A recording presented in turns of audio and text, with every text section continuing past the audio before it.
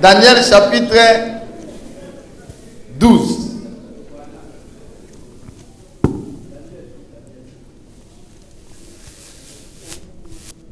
Daniel, c'est le frère Daniel. Est-ce que c'est le vrai Daniel de la Bible? C'est ça. Daniel chapitre 12. Verset 8 au verset 10. À partir du verset 8. J'entendis.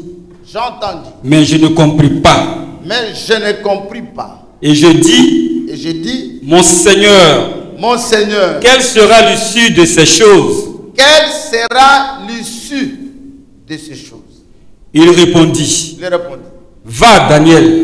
Va, Daniel. Car ces paroles seront tenues secrètes. Ces paroles seront tenues secrètes. Et scellées. Jusqu'au temps de la fin. Jusqu'au temps de la fin. Plusieurs seront purifiés. Plusieurs seront purifiés. Blanchis et épurés. Blanchis et épurés. Les méchants feront le mal. Les méchants feront le mal. Et aucun des méchants ne comprendra. Aucun. Amen. C'est-à-dire, si tu ne comprends pas ce que nous prêchons ici, tu es un méchant.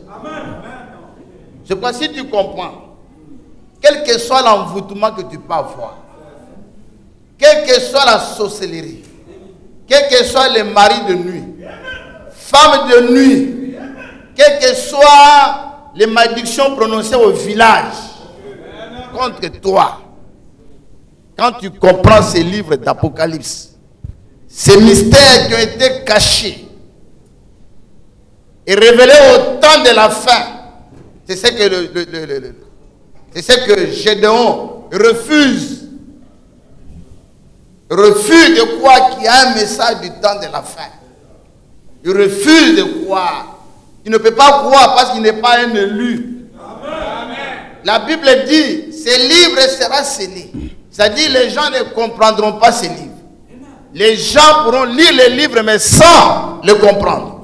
Mais au temps de la fin, ces livres seront révélés. Et quand le livre sera révélé au temps de la fin,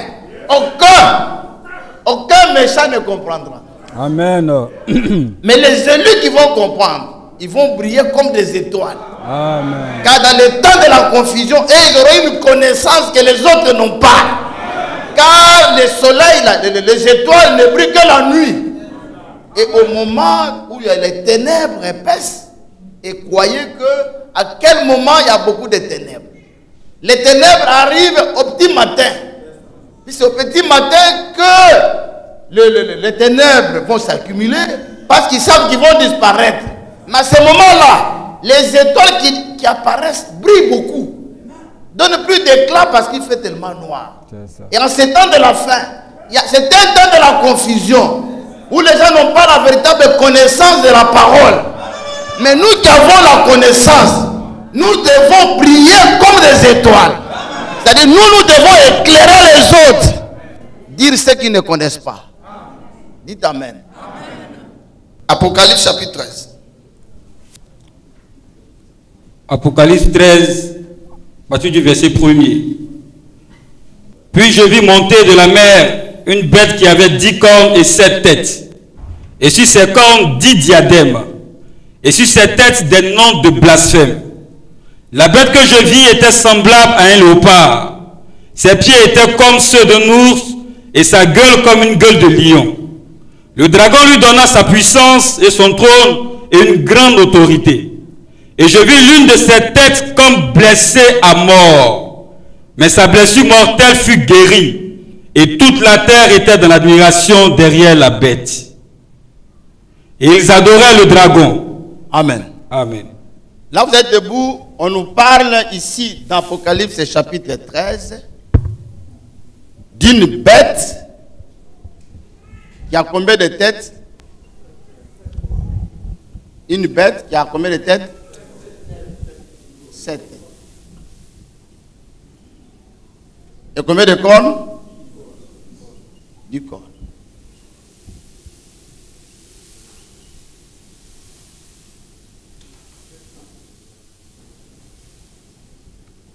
Ça, c'est ce que Jean a vu.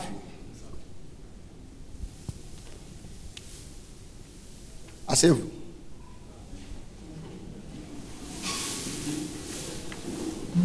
Nous allons besoin de... S'il y a un autre frère qui peut aussi, qui connaît un peu les appareils, pour qu'il y ait au moins 2 personnes, si l'une n'est pas là, que l'autre puisse les remplacer. À la fin, on pourra, s'il y a un frère qui puisse voir le diacre, il y aura 2 personnes pour que nous ne puissions pas nous donner au caprice de l'un ou de l'autre. Si l'un n'est pas là, que l'autre puisse s'en occuper. Quelqu'un qui connaît les appareils. Amen. Et nous demandons au diacre de faire tout que, avant que le culte ne commence, qu'il se rassure. C'est ça. Si tout est mis en place. Ok. Amen. C'est le rôle des diacres. Amen. Alors, dans l'Ancien Testament, ou l'Ancienne Alliance, nous avons un livre qu'on appelle le livre de Daniel, écrit par le prophète Daniel. Si vous feuilletez le Nouveau Testament, en commençant par les actes des apôtres, jusqu'au dernier livre, la dernière épître, qui est écrite par Jude, aucun apôtre n'a fait allusion au prophète Daniel. Aucun apôtre n'a dit, par exemple, voici ce que Daniel avait dit. Mais nous trouvons beaucoup d'apôtres se sont référés à ce qui est passé. Se sont référés à Esaïe. Se sont référés à Jérémie. Se sont référés à Ézéchiel. Se sont référés à d'autres prophètes de l'Ancien Testament. Mais aucun d'eux n'a fait allusion au livre de Daniel. La seule personne qui a fait allusion au livre de Daniel, c'est Yeshua lui-même quand il était sur la terre. C'est ça. Et il a dit, quand vous verrez l'abomination dont a parlé le prophète Daniel, C'est ça. établi dans les lieux très saints, que c'est lui, pas ceux qui lisent, c'est lui qui lit, fasse attention. Ici, il ne s'agit pas de n'importe quelle lecture. Même dans les livres d'Apocalypse, il est écrit, heureux celui qui lit. Amen. Et ceux qui entendent les paroles de la prophétie de ces livres et qui gardent les choses qui sont écrites, car le temps est proche. Il s'agit ici de lire les livres prophétiques. Une lecture comme celle de Yeshua à Masha. Une lecture comme celle de Yeshua à Masha. Dans la synagogue. Où il est passé, il s'était assis là, il est rentré dans le temple. Comme la coutume était, c'est lui qui vient. La nouvelle personne qui vient à l'église, qui vient dans la synagogue, c'est lui qui devait lire les livres. Mais ce jour-là, il y a eu quelqu'un dans leur synagogue qui était différent des autres, mais eux-mêmes ne l'ont pas connu. Ils ne le connaissaient pas. Ils l'ont vu comme un simple homme qui était assis là. Et ce jour-là, par prédestination et par préséance de Dieu, ils l'ont désigné pour qu'il vienne faire la lecture du livre. Et lui, quand il a pris le livre et qu'il devait rouler le livre, il n'a pas lu n'importe quel endroit. Dites Amen. Donc la Bible ne se lit pas dans n'importe quel endroit. Il y a des endroits qui sont appropriés. C'est pourquoi pour connaître les endroits appropriés, il faut être un élu. Si tu n'es pas un élu, tu ne peux pas connaître les écritures qui te concernent. Dites Amen. C'est pourquoi les autres prêchent. Les autres églises prêchent. Mais ils ne connaissent pas ce qu'on appelle le message de leur temps. Et le message de leur temps, c'est quoi? De notre temps, c'est quoi? C'est l'ensemble des écritures appropriées pour l'époque dans laquelle nous vivons. Et ce jour-là, quelqu'un a pris le livre. Quand il a pris le livre, il a commencé à lire. Il a pris le livre du prophète Esaïe. Dès qu'il a commencé à lire, il dit aujourd'hui, cette écriture c'est accompli. Est-ce que les prophètes d'aujourd'hui peuvent aussi dire dans la Bible, aujourd'hui cette écriture s'est accomplie?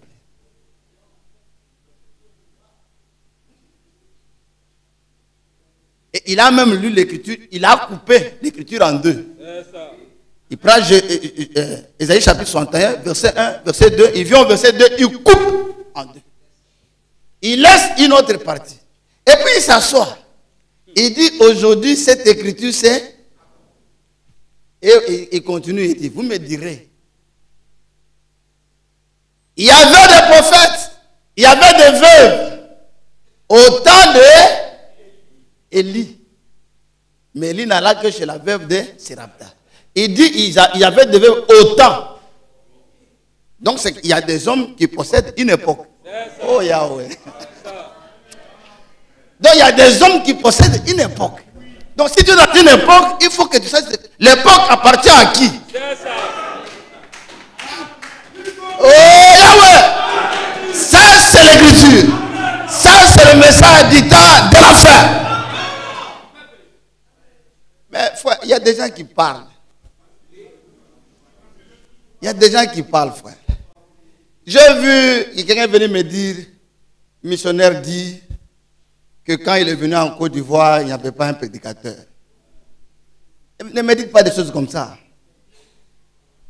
Est-ce que moi je ne suis pas un prédicateur? Nous on a prêché avec lui dans une même assemblée. Il prêche, moi je monte avec le mystère. Il prêche les sons, je viens, je les corrige. Il prend les gens de l'église, je viens, je les corrige. Je les prends à côté et dis, ici tu as mal parlé. Ils connaissent. Mais s'il dit qu'il n'y a pas de venir parler, il veut se donner de la valeur.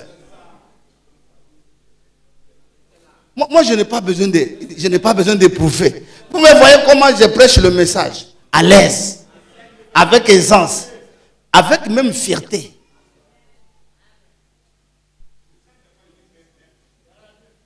On n'a pas besoin de se vanter. Donc, quand vous entendez des choses comme ça, ne venez pas me dire, oubliez ça, que ça reste là. S'il n'y avait pas d'église, pourquoi aujourd'hui, moi j'ai une grande église? C'est le ministère. Donc je l'ai eu, c'est lui qui me l'a donné? Non. On était dans une même assemblée, on jouait ballon. Il prêche, il finit, il s'assoit, moi je monte. Et l'assemblée s'élève. Je ne prenais pas assez de minutes. Hein. Il connaît, on a été dans une même équipe. Mais là, il parle parce qu'on n'est plus dans une même équipe. Mais si tu ne sais pas, tu vas penser que c'est lui-même qui a de grandes églises d'Abidjan ici. Alors qu'il n'a rien. Ne suivez pas ça, frère. Que Dieu vous bénisse. Que Dieu vous bénisse. Alors Yeshua dit, ce qui arriva au temps d'Élisée. Il dit au temps d'Élie et au temps d'Élisée. Il voulait leur montrer que vous ici, vous devez connaître dans quel temps nous vivons. Or, à cette époque-là, il y avait un prophète qui était sur la terre. Et il n'a même pas cité son nom, qu'il avait déjà précédé. Et cet prophète, c'était qui? Jean-Baptiste qui était là. Il était écrit. Il n'était pas la lumière. Mais il est venu rendre témoignage à la lumière. Afin que tous se croient par lui. Et il fallait croire au message de Jean-Baptiste en ce temps-là pour avoir le salut. C'est pourquoi il est écrit dans Luc chapitre 7, verset 30. Les docteurs de la loi et les pharisiens, ayant rejeté le baptême de Jean, ont rendu nul à leur égard la présence de Dieu. Eh Yahweh, ça ce sont les Écritures. Parce qu'il fallait recevoir Jean-Baptiste. Donc il ne suffit pas d'aller à l'église. Je prie. Mais ton temps, qui a ça? Parce que pour être sauvé au temps de Noé, il ne fallait pas. Il fallait d'abord connaître Noé. Parce que la volonté de Dieu n'a pas été révélée à un groupe de gens.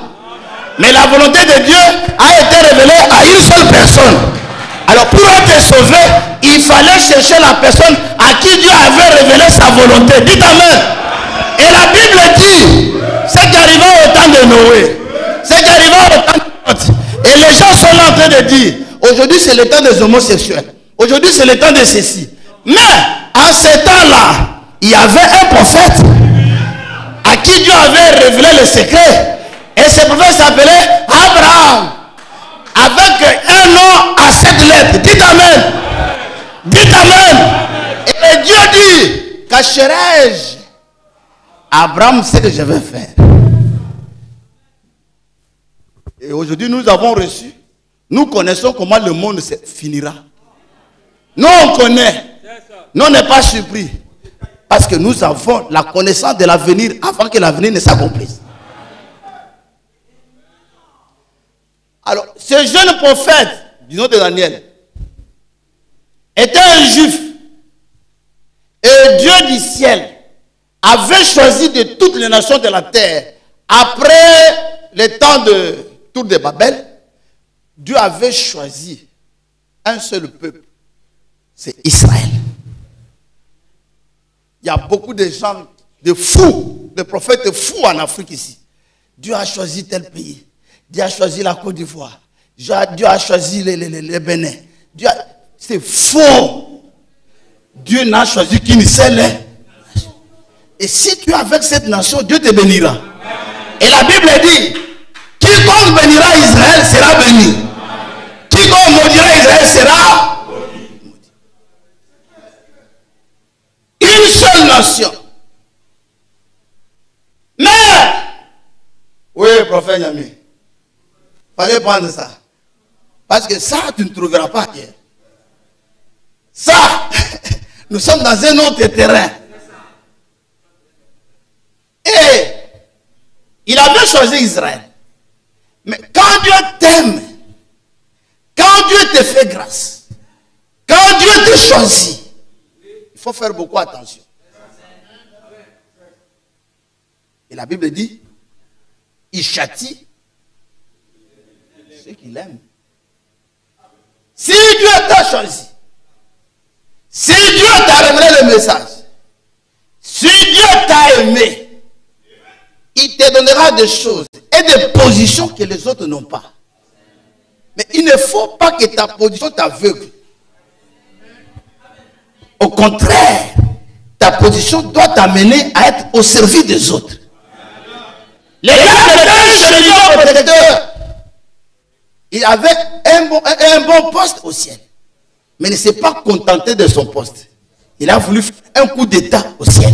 Quand Dieu te bénit, ou te donne un ministère, ou te donne un don, ou te donne de l'argent, ou te donne du travail, ou te donne la beauté même, la beauté.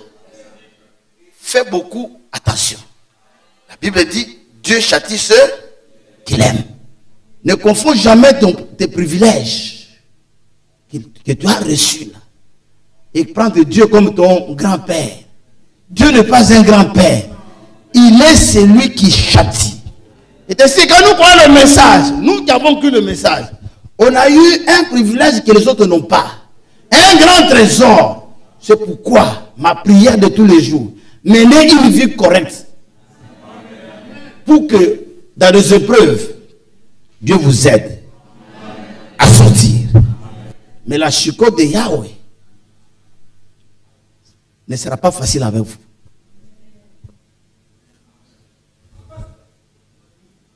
Ça ne sera pas facile. Il y a beaucoup de gens qui ont commis adultère dans la Bible, même dans le monde. Mais quand l'homme, selon le cœur de Dieu, a commis adultère, du nom de David, qu'est-ce que Dieu n'a pas fait?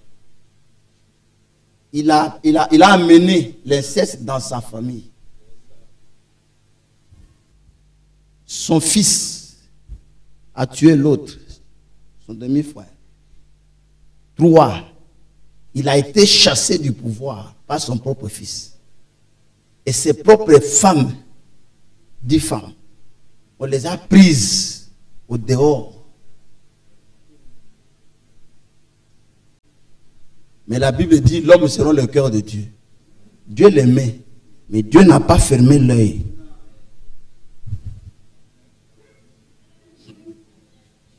Il ne te retirera pas le salut. Dieu ne peut pas retirer le salut à quelqu'un. Mais il n'y a pas une nation sur la terre qui a souffert comme Israël et qui continue à souffrir comme Israël. Il n'y a pas une ville qui a été aussi détruite comme Jérusalem. Il n'y en a pas. Mais Yahweh est bon. Il dit dans Jérémie 31. Jérémie 31. Si vous suivez ça, ce message est un grand trésor que Dieu nous a donné. Verset 36, verset 37. Jérémie 31, à partir du verset 36. Si ces lois viennent à cesser devant moi. Si ces lois viennent à cesser devant moi. Dit Yahweh. Dit Yahweh. La race d'Israël aussi cessera pour toujours. Oh, Yeshua a dit, les ciels et la terre passeront, mais ma parole demeurera. Il dit, je ne suis pas venu abolir la loi et les prophètes. Il dit, pour que moi, Yahweh, j'arrive à oublier, si ces lois viennent à cesser devant moi, oui. La race d'Israël aussi cessera pour toujours. Il dit, il faut d'abord que la loi cesse. C'est-à-dire, la parole doit cesser. Que la parole n'existe plus. Que la parole n'existe plus. Là, dans ce cas-là, moi aussi, je peux rejeter Israël. Oh, lui, il a la parole. Amen. Comment la parole peut cesser? Parce que la parole, c'est Dieu lui-même. C'est-à-dire, il se met dans un piège. Il dit, la parole, si au moins la parole arrive à cesser, il m'arrivera aussi d'oublier Israël. C'est ça. Oui. La race d'Israël aussi cessera pour toujours. La race d'Israël aussi cessera. Pour toujours d'être une nation devant moi. Ah, d'être une nation devant moi. Ainsi parle Yahweh. Ainsi parle Yahweh. Si les cieux en haut, si les cieux en haut peuvent être mesurés, si les fondements de la terre en bas, peuvent être sondés, alors je rejetterai toute la race d'Israël. Il faut que tu sois capable de faire ça, de mesurer. Les cieux en haut peuvent être mesurés. Va d'abord mesurer les cieux. Et cherche à savoir mesurer le fondement de la terre. Ça. Si tu arrives à faire ça, tu viens dire à Dieu, je viens de mesurer. Je viens de mesurer le fondement. Je viens de mesurer. Dieu dit, bon, comme tu as les mesures que moi j'ai placées, tu me l'as donné. Maintenant, Israël n'est plus ma nation. Oh, depuis que le monde existe, aucun homme n'a fait ça.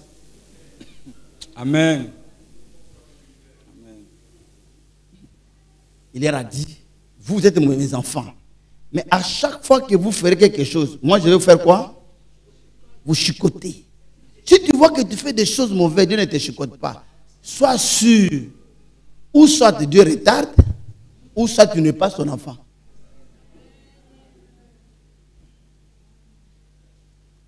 Prends seulement deux cas. Il y a deux cas. Pas les deux cas comme deux cas de deux côtés. Deux côtés bien. C'est-à-dire, si ce n'est pas, tu n'es pas enfant de Dieu, ou soit ta punition tarde. Dieu veut que tu puisses avoir un bon coup, que tu n'oublieras jamais, qui fera que tes oreilles là, soient bien redressées. Parce qu'il y a des enfants, tu donnes un petit coup, ils ne comprennent pas. Un petit coup ne comprend pas, mais si tu donnes un bon coup, à ce moment-là, l'enfant est bien éduqué.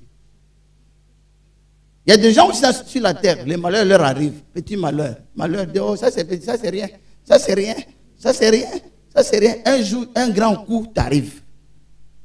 Et tu cherches la route pour prier. Tu deviens le collaborateur des diacres. C'est-à-dire tu viens ici avant tout le monde pour aider les diacres à faire les chaises.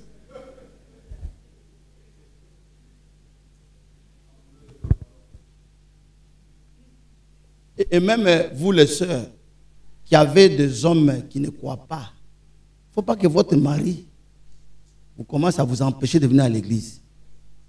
Ce n'est pas bon. C'est mauvais signe. Il y avait un comme ça ici, qui avait commencé à empêcher une soeur. Lui, je ne veux plus te voir là-bas. Je ne veux plus te voir là-bas. Il faut venir dans notre église. 2 semaines après, il est mort. Il ne faut jamais, les enfants de Dieu, la parole là, il ne faut jamais blaguer avec eux.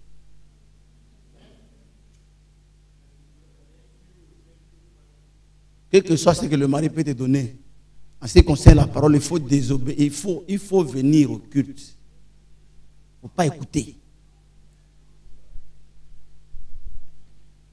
S'il te chasse,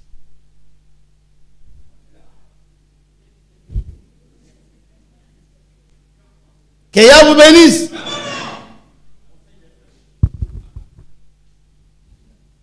Et Dieu a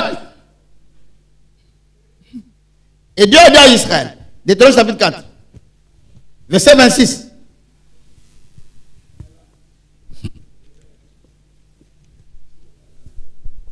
Écoutez-moi bien, frère. Deutéronome 4, verset 26. J'en prends aujourd'hui à témoin contre vous. J'en prends aujourd'hui à témoin contre vous. Le ciel et la terre. Le ciel et la terre.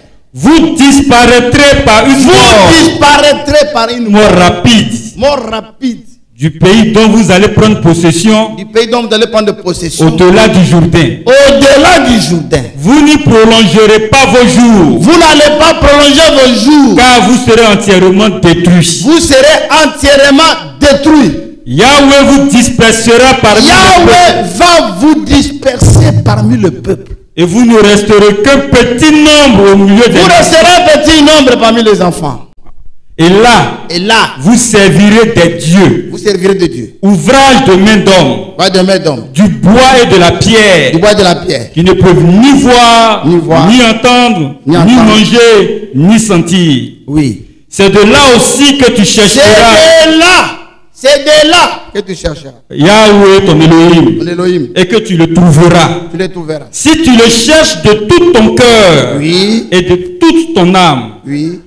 Au sein de ta détresse. Au sein de ta détresse. Toutes ces choses t'arriveront. Toutes les choses t'arriveront. Alors, dans la suite des temps. Dans la suite des temps. Tu retourneras à Yahweh ton Elohim. Oui. Et tu écouteras sa voix. Écouteras sa voix. Un enfant de Dieu, quand Dieu te frappe, il ne faut pas chercher autre chose. Reconnais seulement. Dis seulement, mon Père, merci pour la choucroute. Vraiment, pardonne-moi. Je ne ferai plus jamais ça. Ça va s'arrêter. Mais je dis non, c'est elle qui a fait ça. C'est elle qui est à la base. C'est elle qui est à la base. Ne cherche pas la faute chez les autres. Cherche d'abord chez toi. C'est pourquoi mon frère, les frères qui surveillent les femmes ici, vous n'êtes pas croyants. Il ne faut pas surveiller ta femme. Il faut la laisser. Il faut la laisser. Qu'il a commis adultère. Elle-même viendra. Quand la fièvre.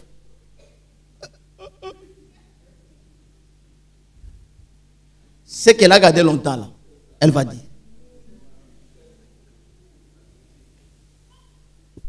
Même les frères qui sont ici, ils ont des choses là, gardé longtemps là. Un jour, Yahweh va. On dit quand il ferme. C'est-à-dire s'il a fermé, il est parti. C'est-à-dire quand quelqu'un vient, c'est fermé. Il veut donner l'argent, il met, l'argent retourne. Fermé. S'il a ouvert aussi, personne ne peut. S'il l'a fermé, personne ne peut ouvrir. Personne. Il n'a pas une clé que tout le monde a. Sa clé, lui, s'il l'a fermé. Même si tu vas prendre le voleur pour venir fabriquer une clé, ils ne réussiront pas. Il y a tellement d'ADN sur la clé là, que personne ne peut ouvrir. Alors Dieu a dit à Israël, comme vous ne voulez pas m'écouter, je ne traite qu'avec vous. Dès maintenant, je vais commencer à traiter aussi avec les autres nations. C'est ce qu'on appelle dans la Bible le temps des nations. Tant de nations. Tant de nations. Alors, ces temps de nations ont commencé depuis quel moment? Yeshua a parlé de ces temps-là. Les temps des nations ont commencé depuis 606 avant Yeshua Mashiach, avant Jésus-Christ. Et je vais vous montrer à quel moment les temps des nations finiront. Lisons Luc chapitre 21.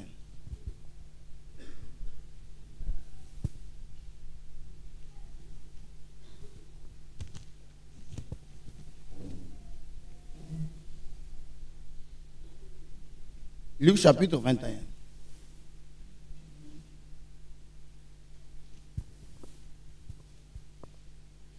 Verset 19. Luc 21, verset 19. Par votre persévérance, vous sauverez vos âmes. Attends, Luc 21. 21. Verset 20. Verset 24. À partir du verset 24.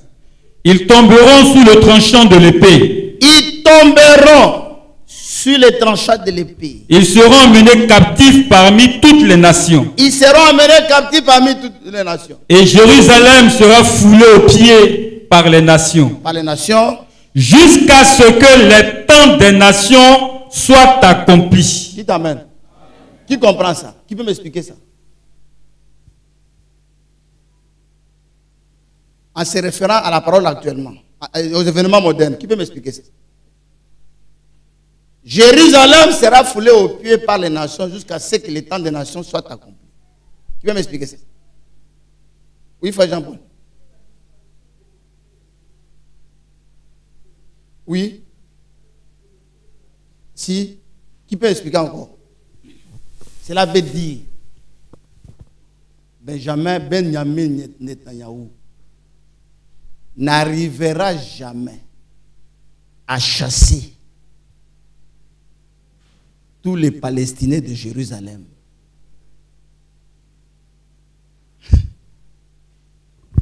Yeshua dit, Jérusalem sera foulée aux pieds par les nations. Les nations auront droit de sol jusqu'à ce que leur temps soit accompli. Tant que leur temps n'est pas accompli, ils ne peuvent pas réussir de chasser les Philistins, les Palestiniens, les Gazaouites. Il ne pourra pas les chasser de Jérusalem. Jérusalem sera foulée aux pieds jusqu'à ce que les temps des nations soient accomplis. C'est bon? C'est bon? Très bon. Le frère, tu me regardes, tu n'as pas compris. Il n'a pas bien compris. C'est-à-dire, tant que les temps des nations ne sont pas finis, il y aura toujours les nations à Jérusalem. Donc, aucun gouvernement, aucune armée ne pourra les chasser tous de Jérusalem. Or, présentement, Jérusalem, il y a Jérusalem Est et Jérusalem Ouest. Jérusalem Ouest, Jérusalem Ouest qui est occupé par les Juifs. Jérusalem Est qui est occupé par, qu'on appelle la Cisjordanie.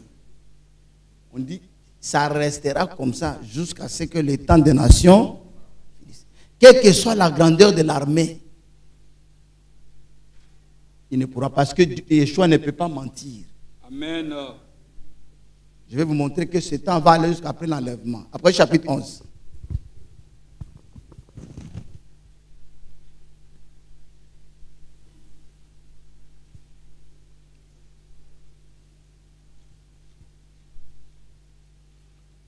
Apocalypse 11. Premier verset, deuxième verset. On me donna un roseau semblable à une verge. On me donna un roseau semblable à une verge. En disant, lève-toi. Lève-toi. Et mesure le temple de Dieu. Et mesure le temple de Dieu. Donc ici nous sommes après l'enlèvement. C'est qu'après l'enlèvement, le temple de Dieu sera là. L'auteur de ceux qui adorent sera là. Oui. Mais le parvis extérieur du temple, Le parvis extérieur du temple, laisse-le en dehors laisse-le en dehors. et ne le mesure pas. Ne le mesure pas. Car il a été donné aux nations. Il a été donné aux nations. Et elles fouleront au pied la ville sainte pendant 42 mois. Amen. Donc, ils vont finir de construire les temples. Les nations vont fouler jusqu'à ce que le temps des nations finisse. Que Dieu vous bénisse. Amen. Alors, quel est ce prophète qui a vu le temps des nations? Le prophète qui a vu le temps des nations s'appelle d'abord le prophète Daniel. Lisons Daniel chapitre 2. Si je suis pressé, vous ne comprenez pas. Ça, non? Je suis pressé à ne pas comprendre. Je vais doucement. Excusez-moi pour le temps. Je vais aller presser, moi je vais comprendre à ne pas comprendre. Daniel chapitre 2. Daniel chapitre 2. Daniel, ça me trouve le verset. Carapat, trouve le verset. Verset 36. Daniel 2, verset 36. Voilà le songe. Nous en donnerons l'explication devant le roi. Ô roi, tu es le roi des rois, car le Dieu des cieux t'a donné l'empire, Le Dieu des cieux t'a donné l'empire, la puissance, la force et la gloire. et la gloire. Il a remis. C'est Dieu qui donne. Amen. Et ça, ce roi-là n'était pas un chrétien. Il donne à qui veut. Pourvu qu'il accomplisse sa volonté. C'est pourquoi ne vous opposez pas au chef d'État. Car chaque chef d'État, Dieu l'a placé pour un but. Il ne faut pas te plaindre. Amen. Et ça rentre. Amen.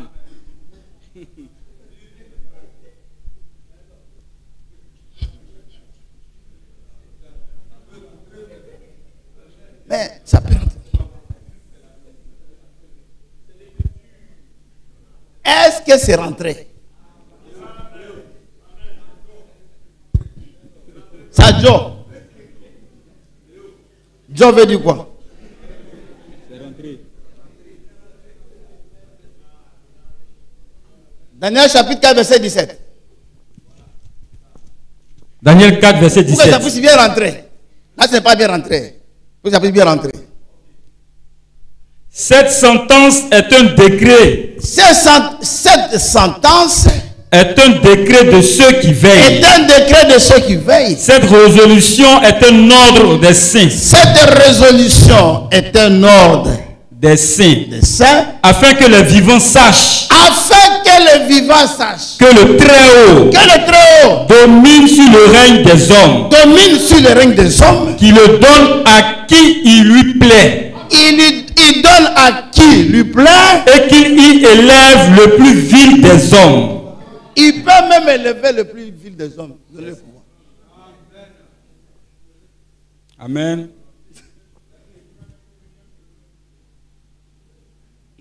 Amen. Ça passe?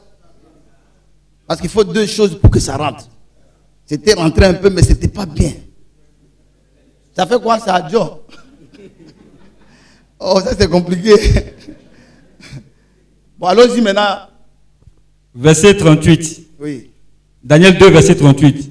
Il a remis entre tes mains, Il a remis entre tes mains. en quelques lieux qu'ils habitent, C'est-à-dire, Dieu prend dans tous les territoires de la terre, là, quelqu'un qui habite, oui. les enfants des hommes. C'est-à-dire, si on ne t'a pas donné, c'est que tu n'es pas un enfant d'un homme. Les enfants des hommes. Les bêtes des champs. C'est pourquoi des fois on te dit, ne mange pas agouti. Mais qui te dit ça? En Europe, c'est bizarre. C'est-à-dire, si vous êtes assis comme ça, les pigeons sont là.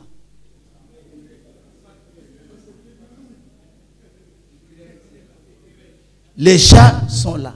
Et vous voyez les pigeons n'ont pas peur des hommes parce qu'ils savent que les hommes qui sont là ne peuvent pas les manger. Parce que si tu manges un chat, même l'autre chat aura peur de toi. Je me rappelle, je ne sais pas si le frère Michael a oublié. Frère Michael, je ne sais pas s'il a oublié. Un jour, Frère Michael a tué un chat. Dans un tuyau. Il a mangé. Le jour que Epaphras est rentré dans la cour où on habitait, les chats ont vu Epaphras. On dit non. On dit, je ne sais pas comment ils ont compris que c'était le fils de celui qui les avait abattus.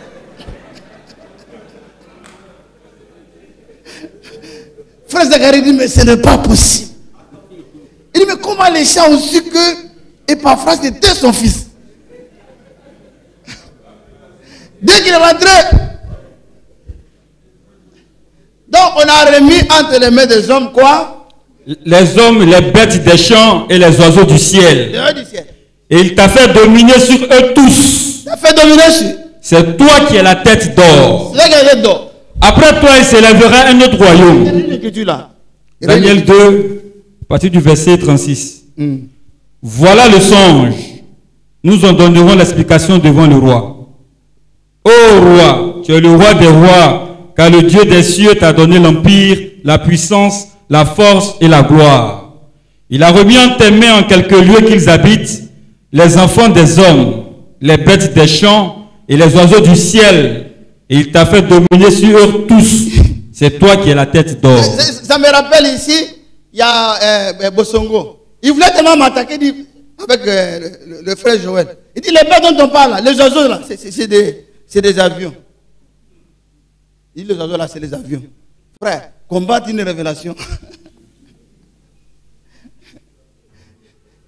les bêtes. Bosongo aussi a suivi ça. Je l'ai attrapé. Ce n'est pas correct. Il est obligé de changer. On a remis tout entre tes mains. Oui. Verset 39. Après toi, il s'élèvera un autre royaume. Donc il a vu que après toi, il s'élèvera un autre royaume. Moindre que le tien. Moins que le tien. Puis un troisième royaume. Qui sera d'airain. Sera d'airain. Et qui dominera sur toute la terre. Oui. Il y aura un quatrième royaume. Un quatrième royaume. Fort comme du fer. De même que le fer brise et rompt tout. Donc, il a vu combien de royaumes? 4. 4 royaumes.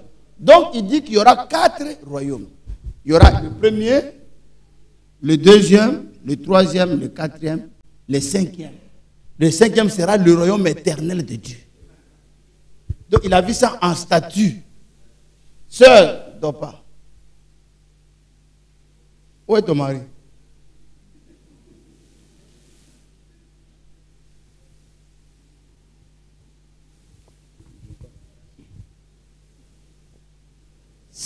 Cinq royaumes. Dans les 5 royaumes, il les a vus sous forme de métaux. Sous forme de métaux. Or, c'était l'avenir. Donc, il a montré qu'il y aura 5 grands royaumes qui vont dominer sur les autres royaumes. C'est-à-dire, les autres royaumes de la terre sont des sous-préfets. Mais au-dessus d'eux, il y a quelqu'un qui les commande. Auprès de qui les gens se prosternent. Lui, il est le roi des rois. Donc, il y a des rois, et puis il y a le roi des rois. Donc, cet homme-là a presque le même titre que le Seigneur. Quand Yeshua dit il est le roi des rois, ce ne sont pas les nanas ici. Le roi des rois, c'est nous. C'est nous qui sommes des rois. Donc, maintenant, lui, il est notre roi. Maintenant, lui, dans le monde, là, il est le roi des chefs de ce monde. Vous comprenez? Donc, il a vu ces 4 royaumes en forme de métaux. Ça passe? Alors, lisons encore Daniel maintenant, Daniel chapitre 7. Lisons bien. Daniel aussi a vu la même chose. Daniel chapitre 5. 7. La première année de Belshazzar. Verset 1er. Oui. La première année de Belshazzar, roi de Babylone. Daniel eut un songe et des visions de son esprit, oui, pendant qu'il était sur sa couche. Oui. Ensuite, il écrivit le songe et raconta les principales choses. Frère, amenez-moi le papier. Sur le bureau, il y a des photocopies. Thierry a fait des photocopies là. Oui, si j'envoie moi ça. Verset 2. Daniel commença et dit, je regardais pendant ma vision nocturne et voici, les 4 vents des cieux furent irruption sur la grande mer. Oui. Et 4 grands animaux sortis de la mer. 4 grands animaux sortis de la mer. Différents l'un de l'autre. Différents l'un de l'autre. Le premier était semblable à un lion. Le premier était semblable à un lion. Et avait des ailes d'aigle. Et avait des ailes d'aigle. Je regardais jusqu'au moment où ses ailes furent arrachées. Il fut enlevé de terre et mis debout sur ses pieds comme un homme. Oui. Et un cœur d'homme lui fut donné. Vous voyez qu'il voit. Verset 7, verset 4. C'est ça. Le premier était semblable à un lion. À un lion. Et avait des ailes d'aigle. Oui. Je regardais jusqu'au moment où ses ailes furent arrachées. Oui. Et il fut enlevé de terre et mis debout sur ses pieds comme un homme. Oui. Et un cœur d'homme lui fut donné. Verset 5. Et voici un second animal était semblable à un ours. Oui. Et se tenait sur un côté. Verset 6. Après cela, je regardais, voici. Un autre était semblable à un léopard. Verset 7. Après cela, je regardais pendant mes visions nocturnes et voici. Il y avait un 4e animal. Un 4e animal. Terrible. Terrible. Épouvantable. Épouvantable. Extraordinairement fort. Extraordinairement fort. Il avait de grandes dents de fer. Il avait les grandes dents de fer. Il mangeait. Il mangeait. Brisait. Brisait. Et il foulait aux pieds ce qui restait. Il était différent de tous les animaux précédents. Il était différent de tous les animaux précédents. Et il avait 10 cornes. Donc c'est là qu'on... Maintenant cet animal avait combien de cornes? 10 cornes. 10 cornes. La liste de Daniel. Il avait 10 cornes. Et combien de têtes? Non, dans Daniel. Il avait 10 cornes. C'est un animal, il a une seule tête. Donc cet animal, 4e animal, a combien? Une tête, c'est ça, non? Une tête et combien de cornes? 10 cornes. Là déjà, suivez-moi bien, frère. Suivez-moi bien ici. C'est ça la clé de la compréhension. Nous voyons que le 4e royaume a une seule tête et combien? 10 cornes. Mais la bête de l'Apocalypse, chapitre 13, a 7 têtes et puis 10 cornes.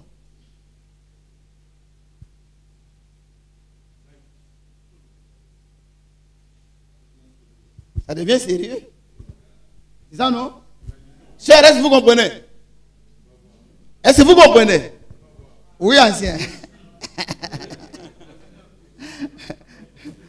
Oui, vous me suivez. Alors, regardez, la bête d'Apocalypse de Daniel, le 4e bête, avait une tête et combien de cornes? 10 cornes. Mais la bête d'Apocalypse chapitre 13, qui est censé être le 4e royaume, a combien de têtes? 7 têtes et 10 cornes. Donc on voit que les têtes ont augmenté. Or avant il était une seule tête. Dites amen. Est-ce que vous avez saisi la différence? Qui n'a pas saisi? Tout le monde a saisi? Oui, cher, tu n'as pas saisi. D'après dans Daniel chapitre 7, Daniel voit le 4e animal, qui est un animal terrible. Mais cet animal a une seule tête. Et puis combien de cornes? 10 cornes. Maintenant, on arrive dans l'Apocalypse, qui est l'achèvement. Au lieu que cet animal, parce que le premier animal, il a vu comme un ours, et ainsi de suite. Mais cet animal, au lieu d'avoir une seule tête, 10 cornes, nous voyons que les cornes sont maintenues. C'est ça, non? Les cornes sont maintenues. Mais les têtes changent. Il y a 7 têtes. C'est qu'il y a un problème. Qu'il faut expliquer d'où viennent les 7 têtes. Et à vous bénisse. Vous allez devenir tous des docteurs. C'est bon, non? Alors, balançons le premier tableau. Je vais vous montrer la relation entre Daniel je vais montrer Daniel 7 et Daniel 2, Daniel 7, condensés dans un tableau. Frère Thierry va balancer. Je crois qu'à l'avenir, on aura besoin aussi d'un tableau ici. Les frères vont installer un tableau ici. On a aussi besoin d'une climatisation ici pour que je puisse avoir la fraîcheur. Ici, il fait très chaud ici. Ici, il y a un frère qui est bon. Il voit le frère Théo. Il est où? Il n'est pas là. Il voit le frère Théo. On met au moins clim ici. Ça, je prêche, ça me glace le dos. Parce que depuis que je suis devenu benguiste, j'ai chaud. Que Yah vous bénisse. C'est pour vous détendre un peu.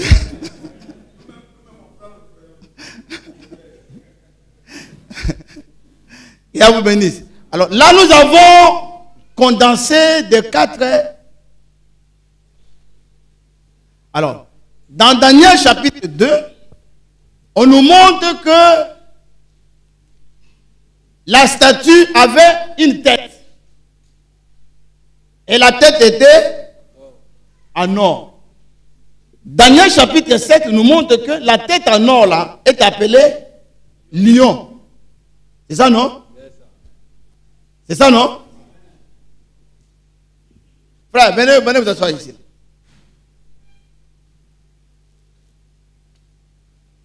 Quand vous comprenez ça, ça paraît à expliquer les sœurs. Il faut aller donner de bonnes révélations à vos femmes. À la maison. Il ne faut pas venir avec...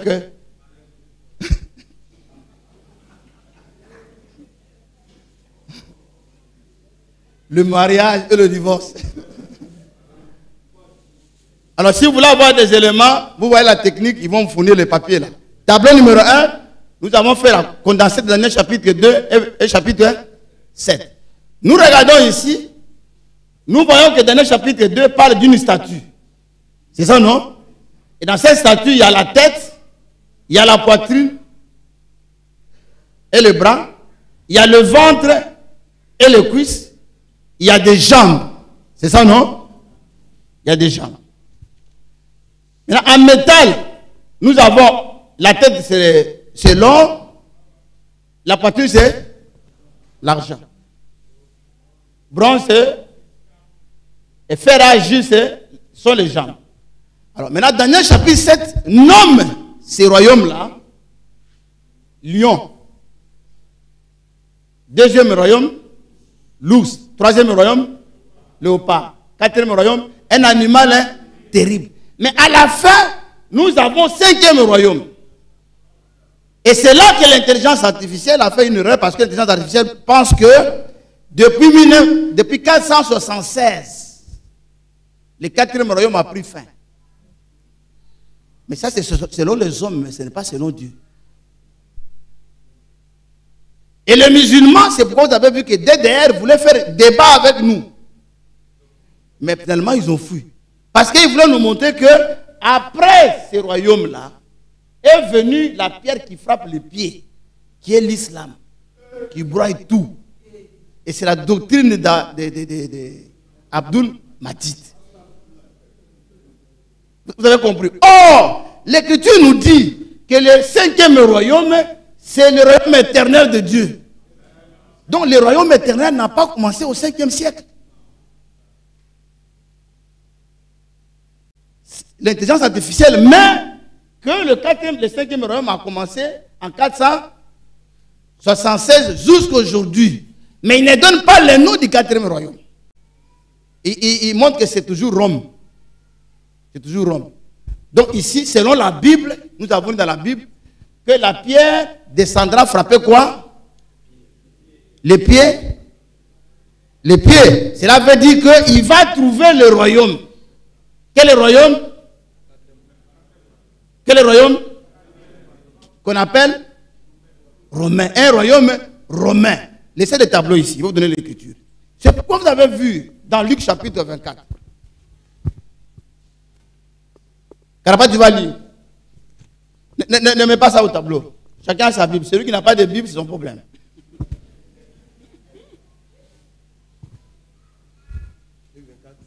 Luc 24, verset 19. Luc 24, verset 19. Et il lui répondit. Il lui répondit. Ce qui est arrivé au sujet de Yeshua de Nazareth. Ce qui est arrivé au sujet de Yeshua de Nazareth. Qui était un prophète puissant en œuvre. Qui était un prophète puissant. En œuvre. En œuvre. Et en parole devant Dieu. Et en parole devant Dieu. Et devant tout le monde, le peuple. Devant tout le monde. Et comment les principaux sacrificateurs. Comment les principaux sacrificateurs. Et nos magistrats.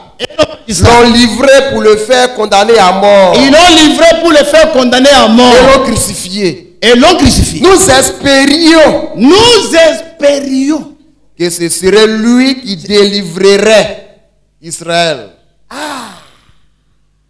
Donc, ils pensaient, en se référant à Daniel, ils pensaient que Yeshua venait pour renverser le royaume qui avait la domination sur eux.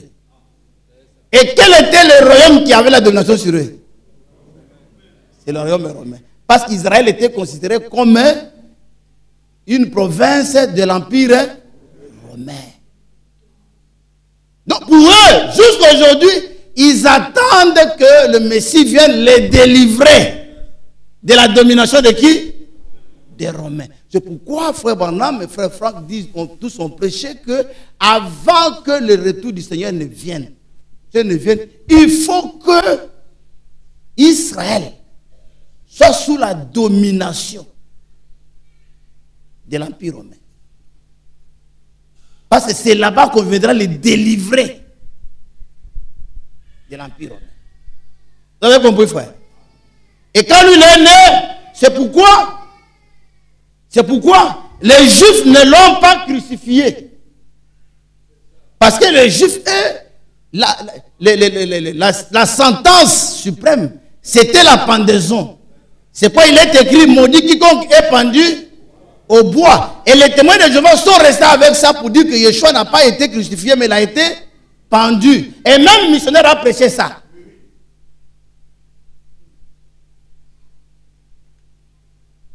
Mais ce ne sont pas les Juifs qui l'ont pendu.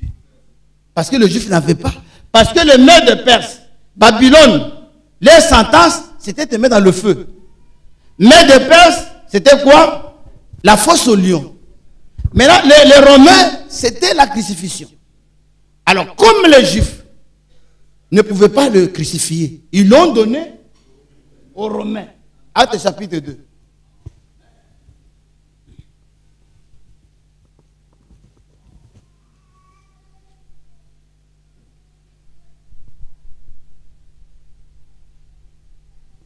Actes chapitre 2, à partir du verset 23. 23. Cet homme, livré selon le dessein arrêté et selon la préscience de Dieu, vous l'avez crucifié. Oui. Vous l'avez fait mourir par la main des impies. Par la main des impies. Des impies. Et Yeshua a dit, s'ils ont fait de moi le bois vert, qui ont fait ça? C'était les Romains. Si les Romains m'ont fait ça, ils vous feront aussi ça. Ainsi, Hitler, c'était un Romain. Ça passe? Ça passe? Donc, le 5e royaume doit trouver le royaume romain.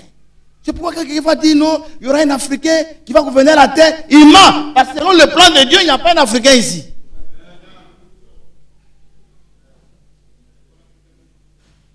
Vous comprenez, frère? Il y a des idées qu'on enlève de temps en temps chez les frères. Mais il faut insister toujours pour enlever. C'est que c'est dur, mais j'insiste. Alors, là, le premier royaume, c'est le royaume babylonien. Ce royaume a commencé, selon l'histoire, de 606 à 538 avant Yeshua Mashiach. Le deuxième royaume médo-perse a commencé de 538 à 331 avant. Ça, même l'intelligence artificielle, c'est ça. L'histoire certifie ça. 331 à 168 avant Yeshua Mashiach. Je pense qu'une fois, je vais dire 30, c'est 168. Vous comprenez? Maintenant, de 168, selon la Bible, ce royaume doit aller jusqu'au millénium. Donc, c'est le millénium qui mettra fin à ce royaume-là. Si vous comprenez, frère. Faites tout le tu as compris. C'est le royaume qui viendra. Maintenant, comme il a été dit que chaque royaume viendra par la guerre, c'est ainsi que le royaume babylonien a frappé Israël par la guerre. Le royaume de Mède de Perse est venu frapper le royaume de babylonien en entrant par en bas, après que Belshazzar de la Guinée, là. Il s'appelle comment? Balthazar, c'est le même nom. Après que Balthazar ait pris les vases avec les femmes, les prostituées, et bu, ils sont venus, ils ont détruit le royaume là. Et en ce temps-là, Daniel était témoin. Vous comprenez? Vous comprenez? Après est venu maintenant Alexandre le Grand, qui les a aussi frappés. À sa mort, le royaume a été pris par quatre rois. Dites Amen. 4 généraux se sont partagés le royaume d'Alexandre le Grand. Après Alexandre le Grand, les Romains sont venus les frapper aussi. Maintenant, les Romains doivent être là jusqu'à ce que le Seigneur viendra pour les détruire. Et par quelle guerre Yeshua viendra aussi? Parce que le royaume doit venir par la guerre. Viendra par la guerre d'Armageddon. Vous comprenez? Viendra par quelle guerre? Armageddon. Qui se passera où? Dans la vallée de Megiddo, en Israël. C'est là que Dieu viendra imposer son royaume par la guerre d'Armageddon, où les anges descendront pour combattre. C'est pourquoi nous, en notre temps, le frère Marc m'a dit, pasteur, c'est ce qui est arrivé à Kouedo. On a mis l'échelle. Et on a vu les anges descendre. Les Bangladesh ont fui. Je dis, je ne crois pas. Il dit, tu ne crois pas ça? Il dit, je ne crois pas. Les anges ne peuvent pas descendre pour nos guerres d'ici. Ils viennent faire quoi? Il dit, tu ne crois pas? Il dit, ah, d'ailleurs même un frère a dit, si les choses changent, c'est vous d'abord, on va chasser. J'ai dit, c'est quel frère? Frère, il y a des frères que Dieu lui-même a chassés.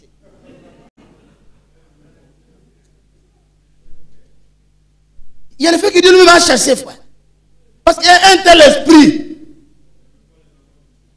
Vous n'êtes pas les enfants de Dieu? Vous êtes en train de manger la parole de la bonne manière. Ce n'est pas une bonne nourriture? Amen. Comme si on s'impose comme ça pour être pasteur, on s'impose, même si on est étranger. Oui. Voyez, frère. Donc, quand vous entendez quelqu'un dire, oh, il y a Armageddon qui est là. Armageddon qui est là, il y a quelqu'un qui s'appelle Armageddon. Il ne connaît pas le plan du salut. Parce que si même la personne qui s'appelle Armageddon, il ne peut pas venir avant l'enlèvement. C'est ça, non? Ce qui doit venir, c'est si là tu es arrivé, c'est que c'est le millénium. Là tu deviens terroriste.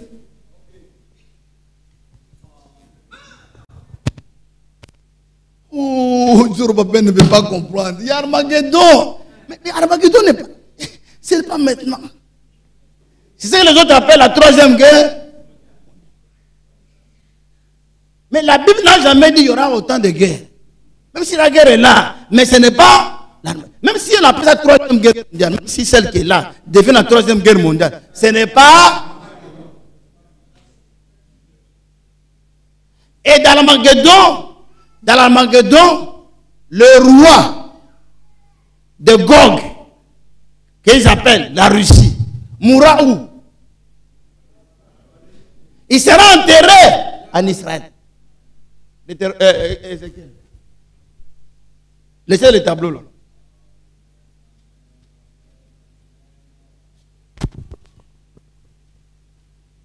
Ouh. Ézéchiel 39, verset 11. Vraiment, c'est Armageddon qui est là. Il ne voit pas. Je vois. Verset 11.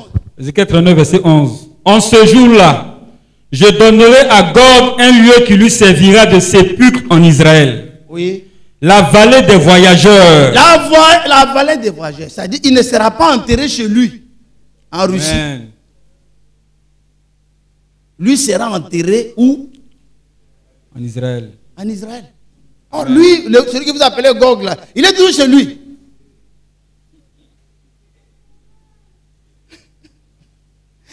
C'est-à-dire, avec la parole de Dieu, quand il donne une fausse doctrine, je les cale. Pouf. Il donne une fausse doctrine. Pouf. Finalement, ils sont coincés, ils sont obligés de changer. Allons-y. C'est bon, non? C'est bon. Donc, le 5e royaume sera le royaume de qui? Le Seigneur. Qui viendra par quoi?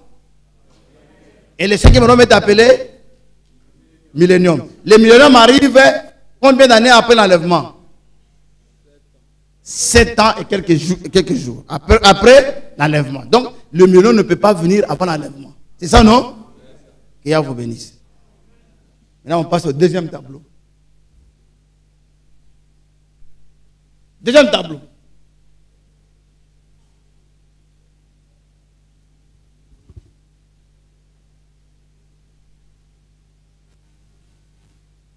Non, donnez Daniel 7. Et c'est ça?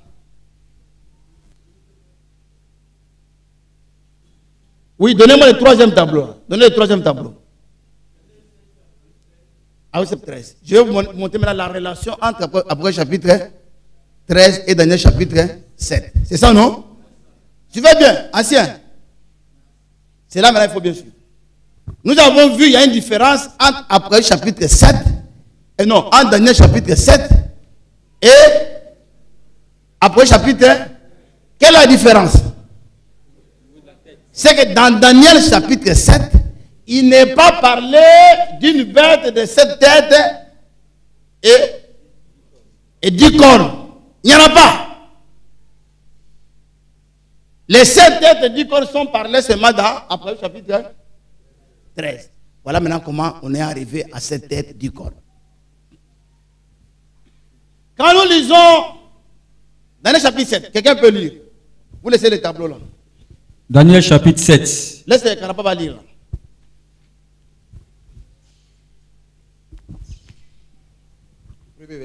Oui. Mais on parle du lion. Union. Après cela, je regardais pendant mes visions nocturnes. Oui. Et voici, il y avait un 4e animal, terrible, épouvantable et extraordinairement fort. Il avait de grandes dents de fer, il mangeait, brisait, il foulait aux pieds ce qui restait. Il était différent de tous les animaux précédents. Les frères ont fait une erreur ici. Ici c'est, allons-y. Ici c'est 1. C'est pas 3. Rome, terrible là, c'est une tête. Allons-y, on va lire. Il était différent de tous les animaux précédents. Non, commence le premier animal. Verset 4.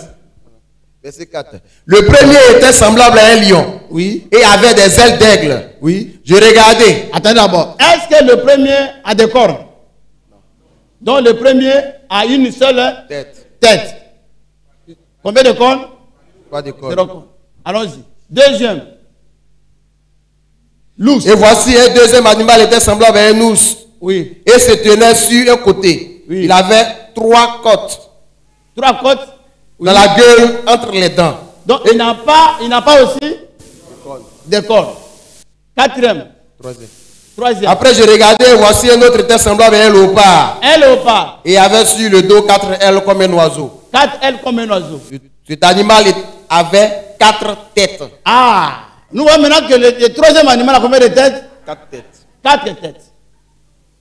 Et combien de cornes? Aucune corne. 0 cornes. Maintenant, 4e animal. Après cela, je regardais. S'il y a une erreur. 4e animal. Il y avait un 4e animal terrible, épouvantable et extraordinairement fort. Il avait de grandes dents de fer, il mangeait, brisait et foulait aux pieds ce qui restait. Il était différent de tous les animaux précédents et il avait 10 cornes. Il avait 10 cornes. Une seule tête et combien de cornes? 10 cornes. 10 cornes. Vous comprenez maintenant?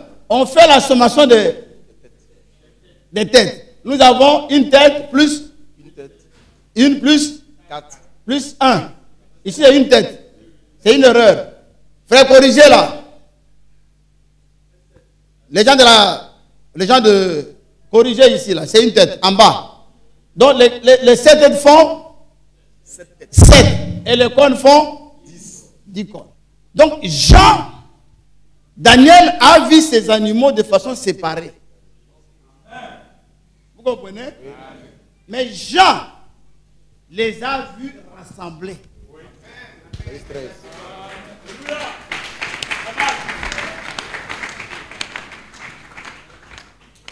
Jean les a vus ensemble.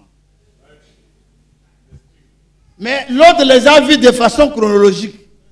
Mais c'est séparé. Vous comprenez? Maintenant, Jean à la fin, il les voit avec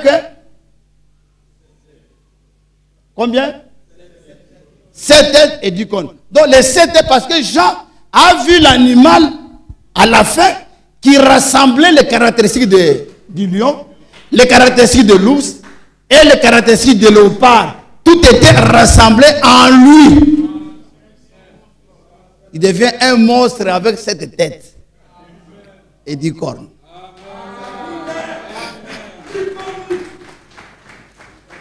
Maintenant, je vais arriver à la bête qui a été à la bête qui a été blessée. Allons dans le chapitre 7.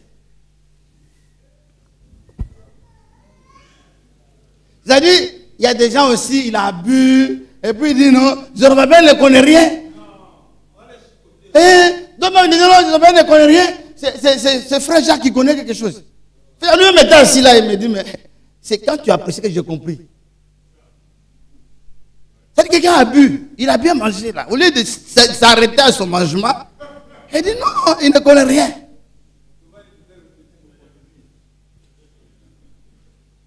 J'ai été humilié ici. Il dit c'est le petit, ce n'est pas le grand. Mais aujourd'hui j'ai 59 ans. Je suis encore petit. Non. Après on va maintenant, on va t'appeler aussi vieux. Vous avez compris, frère? C'est bien parti, non? C'est bien parti. Mais retournons après chapitre, dans le chapitre 7.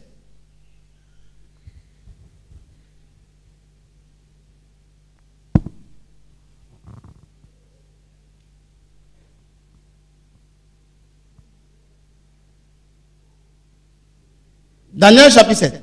Lisons au verset 7. Après cela, je regardais pendant mes visions nocturnes. Pendant mes visions nocturnes, et voici, il y avait un quatrième animal. Un quatrième animal. Terrible. Épouvantable. Et extraordinairement fort. Il avait de grandes dents de fer. Il mangeait. Brisait. Oui. Et foulait aux pieds ce qui restait. Oui. Il était différent de tous les animaux précédents. Il avait 10 cornes. Je considérais les cornes. J'ai commencé à considérer les cornes. Et voici. Une autre petite corne. Sortie du milieu d'elle. Une petite corne. Et 3. Alors, là nous avons combien de cornes déjà? 11.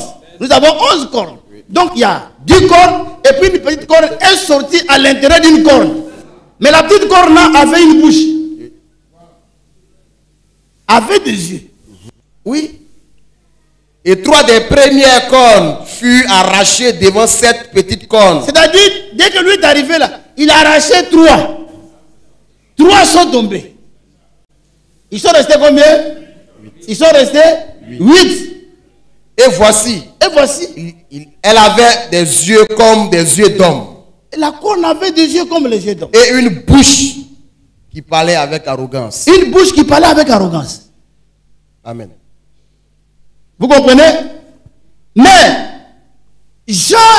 Daniel ne pouvait pas se reposer. Parce qu'il ne comprenait pas la petite corne là. Ça vient d'où? La petite corne? C'est-à-dire, c'est un pays dans un pays. Ah, vous comprenez déjà? De quel pays il s'agit? C'est de quel pays? Le Vatican. Allons-y maintenant. Jean dit, verset 15. Moi, Daniel, j'ai eu l'esprit troublé en dedans de moi. Et les visions de ma tête m'effrayèrent. Je m'approchai de l'un de ceux qui étaient là et je lui demandai de me révéler la vérité quant à toutes les choses. Oui. Il me répondit et m'en fournit l'explication. Ces quatre animaux, ces quatre grands animaux, ce sont quatre rois qui s'élèveront de la terre. Mais les saints du Très-Haut recevront le royaume et ils posséderont le royaume éternellement, d'éternité en éternité. Donc c'est le 5e royaume, c'est ça, non? Oui. Oui. Ensuite, je désirais savoir la vérité sur le 4e animal, oui, qui était différent de tous les autres. Était différent de tous les autres. Extrêmement terrible, oui, qui avait les dents de fer et des ongles d'airain, qui mangeait, brisait et foulait aux pieds ce qui restait. Et sur les 10 cornes qu'il avait à la tête et sur l'autre qui était sorti et devant laquelle 3 étaient tombés. Alors il dit, dis-moi, les 10 cornes là, c'est quoi? Mais la seule corne qui est sortie là, elle fait quoi? Dites amen. Oui. Et je vis cette corne faire la guerre aux saints et l'emporter sur eux. On a vu que la petite guerre, son problème, c'est de faire la petite corne là. C'est de faire la guerre aux saints. Il n'aime pas les saints. Oh, les autres là, les saints ne les intéressent pas. Mais la petite corne, lui, s'intéresse aux saints. Pour les faire, oh, Yeshua a dit, s'ils ont fait de moi les bois verts, ils feront quoi avec vous le bois? Donc, il y a une petite corne qui va faire la guerre aux saints. C'est ça, non? Oui. Et on peut retrouver cette petite corne-là, d'après chapitre 13, le verset 5.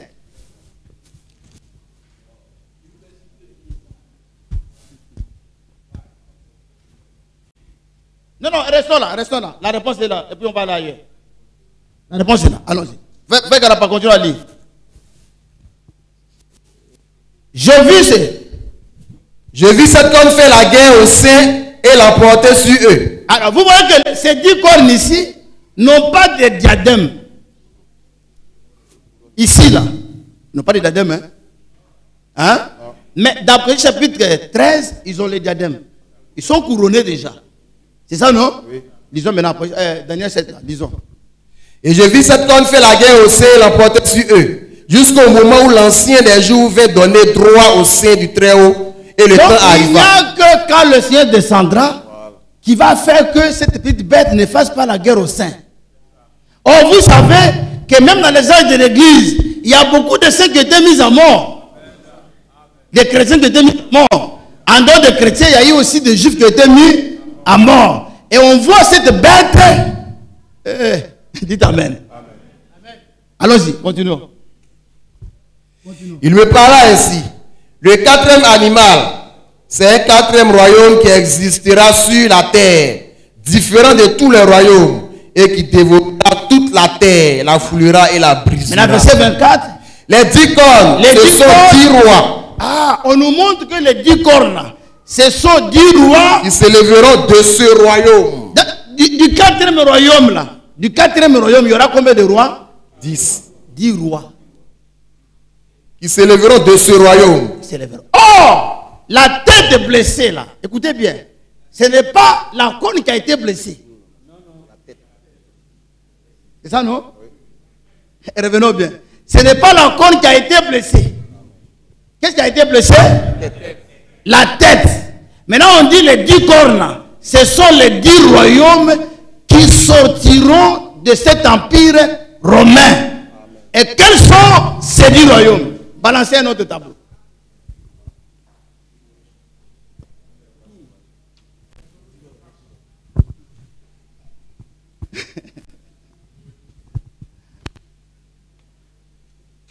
Allez-y mettre intelligence artificielle, demandez ça. Ne dites pas non, c'est moi qui ai fabriqué ça. Ça, c'est non l'histoire. Et je vais vous montrer à quel moment c'est arrivé. Ce n'est pas ça. 4e tableau. Ce n'est pas ça.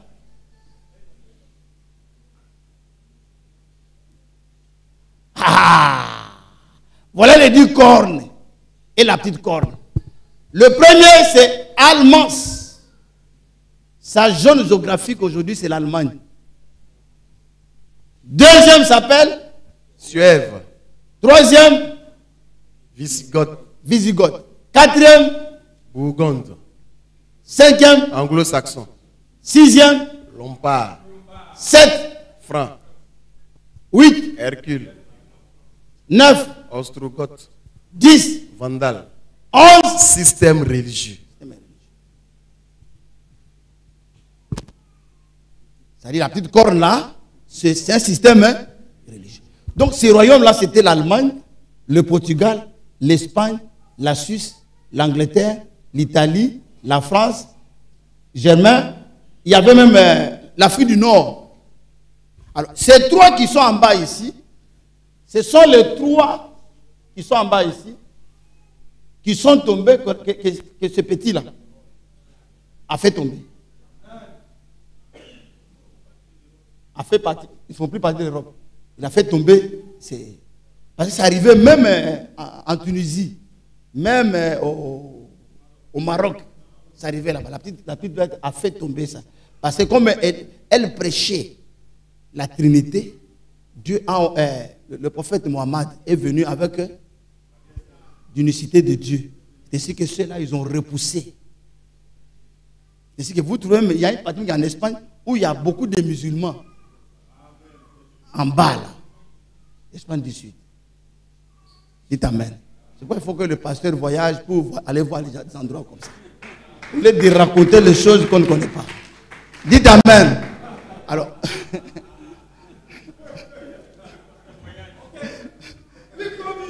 Vous comprenez? Vous comprenez? Alors, comment donc ces royaumes devaient gouverner, devaient sortir de ce royaume-là, de l'Empire romain. Maintenant, l'Empire romain, qui était un empire païen qui gouvernait la terre, arrivé au 4e, 3e siècle, 4e siècle, ils ont commencé à avoir des difficultés. C'est ainsi que l'Empire romain a été divisé en deux. L'Empire romain occidental avait comme capitale Rome et l'Empire romain oriental avait comme capitale Constantinople en Grèce. Mais l'Orient, c'est là est sorti l'homme qui est avec Poutine, Kirill. C'est là où est sorti l'église qui est à Kiev. C'est là où est sorti l'église orthodoxe qui est à Grèce. Les catholiques orthodoxes. Donc, ce royaume papal, ce royaume qui était royaume païen, a eu maintenant des difficultés pour gouverner la terre. C'est-à-dire, ils donnent des ordres, les gens ne respectent plus. Ils donnent des ordres, les gens ne respectent plus. C'est ainsi qu'il a eu un secours qui est venu de Constantin, qui était un empereur, qui a dit, mais comme nous allons vers la faillite, est-ce que nous ne pouvons pas gouverner le monde, non pas avec la manière païenne, mais en passant par la religion.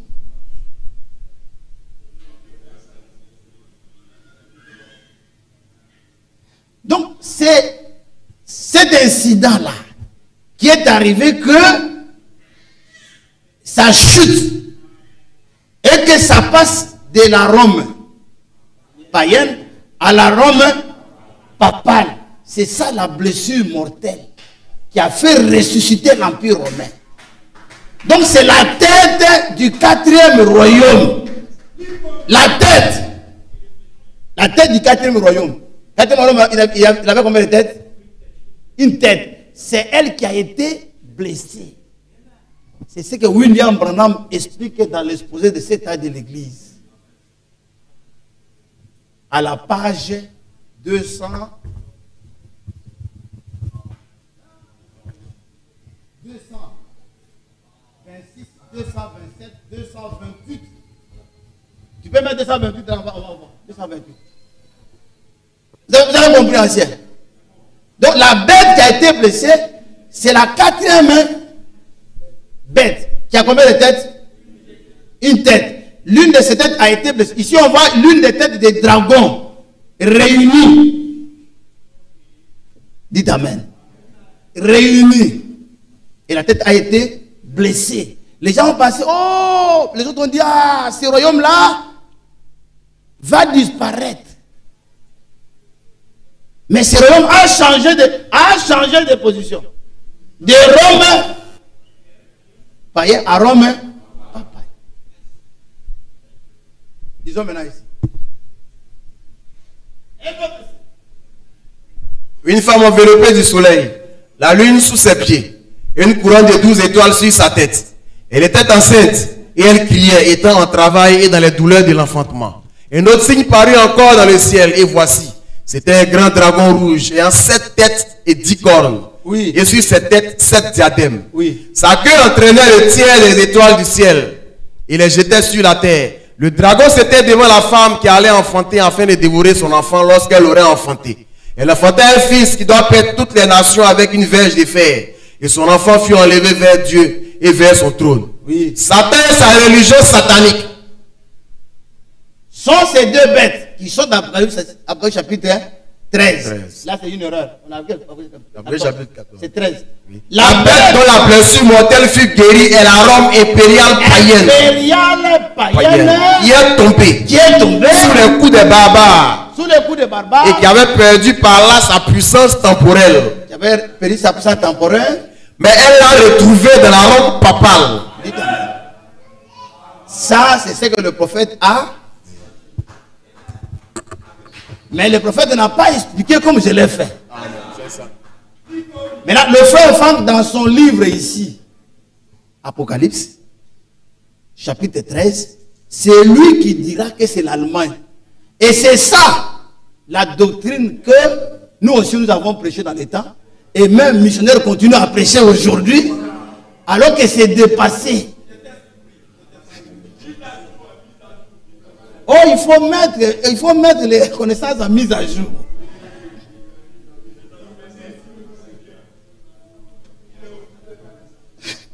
C'est bon, non? Dans la tête des blessés, c'est l'empire. C'est l'empire romain. Alors, je vais vous donner encore d'autres preuves qui vont faire que vous soyez bien assis dans les Écritures. Car il faut les Écritures pour que vous soyez bien assis. Dites Amen. Dites Amen. Alors, après chapitre 13, lisons d'abord.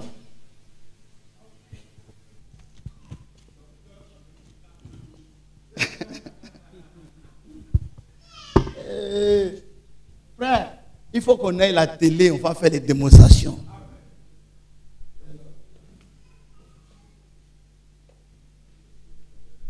Alors, je vis monter de la terre, il Non, premier verset. Puis je vis monter de la mer une bête qui avait 10 cornes et 7 têtes. Et sur ses cornes 10 diadèmes. Et sur ses têtes des noms de blasphème.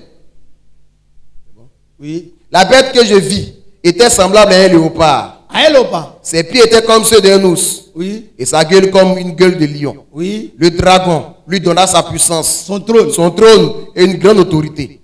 Je vis l'une de ses têtes comme blessée à mort. Vous voyez ici, d'après chapitre 13, après chapitre 13 fait allusion à une tête blessée mortellement. Il met l'accent sur la blessure mortelle et la guérison. Écrivez ça ici.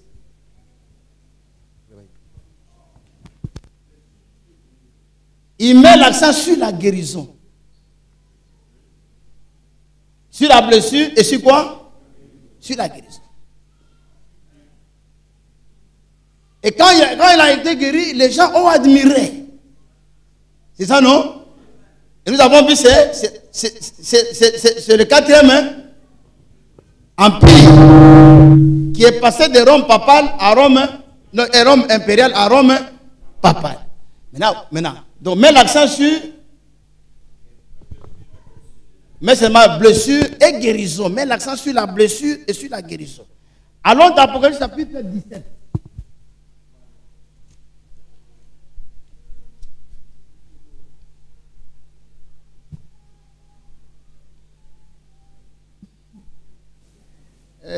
Yahweh. Verset 8. La bête que tu as vue. La bête que tu as vue était. Et elle n'est plus. Elle n'est plus. Elle doit monter de l'abîme. Elle doit monter de l'abîme. Et aller à la perdition. Aller à la perdition. Et les habitants de la terre, ceux dont les noms n'ont pas été écrits dès la fondation du monde dans le livre de vie, oui, s'étonneront en voyant la bête. Hein? Parce qu'elle était. Elle était. Et qu'elle n'est plus. Elle n'est plus. Et qu'elle reparaîtra. Ah! Après chapitre 17, parle d'une bête qui était, Qui n'est plus. portée disparue, et puis qui? Réapparaîtra. Il ne s'agit pas d'une résurrection. Non. C'est-à-dire qu'il parle de l'apparition et puis de réapparition. C'est-à-dire à un moment donné, on ne la voyait plus. Mais cette bête-là est Or, cette bête-là, c'est aussi une femme. Oui. 17, 18. Après 17, verset 18. Et la femme que tu as vue, c'est la grande ville qui a la royauté sur les rois de la terre. Donc la bête, oh Yahoo, regardez, la bête est quoi? C'est une femme. C'est ça, non? Et quoi encore? C'est aussi C'est-à-dire une grande ville. une ville qui a la royauté sur le Les roi rois de la terre. de la terre. Or, la ville qui a la royauté sur le roi de la terre, c'est le Vatican. C'est ainsi que tout récemment, tous les rois de la terre sont allés faire allégeance. Vous comprenez? Vous comprenez? Vous comprenez? Là, j'ai pris déjà position pour danser. Vous comprenez? Que Yahweh vous bénisse. Là, on révèle que la femme, la fausse femme, c'est aussi une église. Une église qui est dans le monde entier. Mais l'église est aussi une ville. C'est aussi une ville. Et c'est quelle ville? C'est une ville construite sur combien de montagnes? 7 montagnes. Alors, si la fosse est une femme et que c'est aussi une ville, c'est que la vraie église doit être une femme et aussi une ville. Dites amen. Après c'est 21.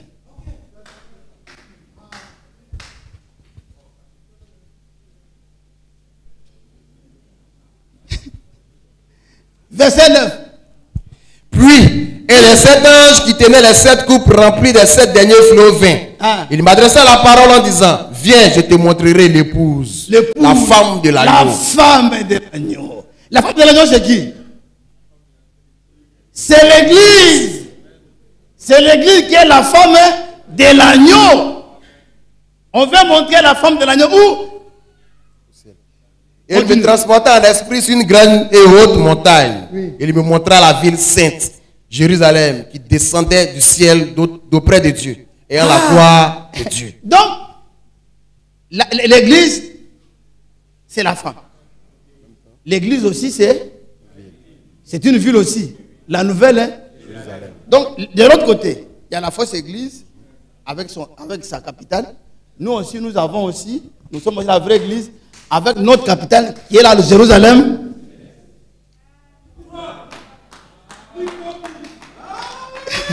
Dites amen. Lisez à la fin. Lisez jusqu'à la fin. Si tu n'as pas compris, tu n'es pas enfant de Dieu.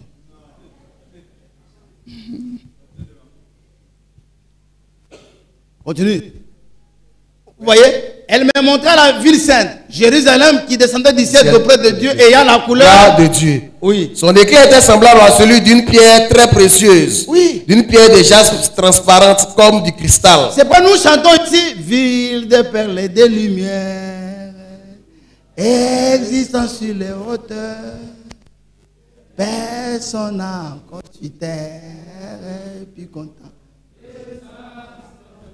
La la la. Oh éclairé,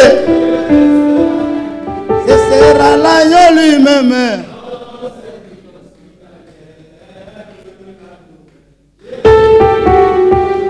La la la. Oh éclairé,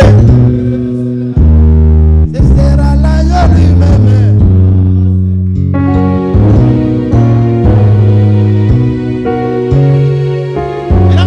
Quand il chante ça, oh capole pekito, ezalina likolo, mokote, nambo, kuna namboka.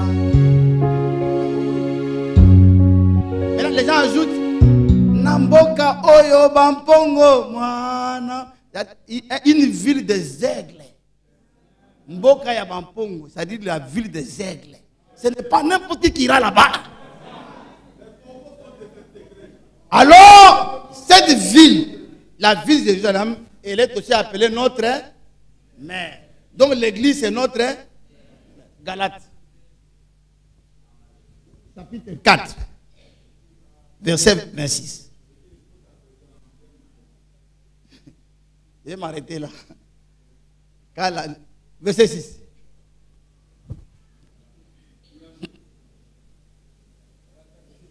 Oui. Mais la Jérusalem d'en haut est libre. Est libre. C'est notre mère. Donc c'est notre mère. Et en même temps, l'église, en même temps, une ville. Donc vous voyez que la ville qui a été blessée mortellement, c'est l'Empire romain. Quand il est devenu papal, elle a persécuté aussi les croyants pendant les âges des églises. Après chapitre 16, 17, verset 5, on dit on a vu le sang des saints en lui. Elle a persécuté aussi les Juifs. Donc la tête n'est pas l'Allemagne. L'Allemagne n'est pas une tête, l'Allemagne est une corne.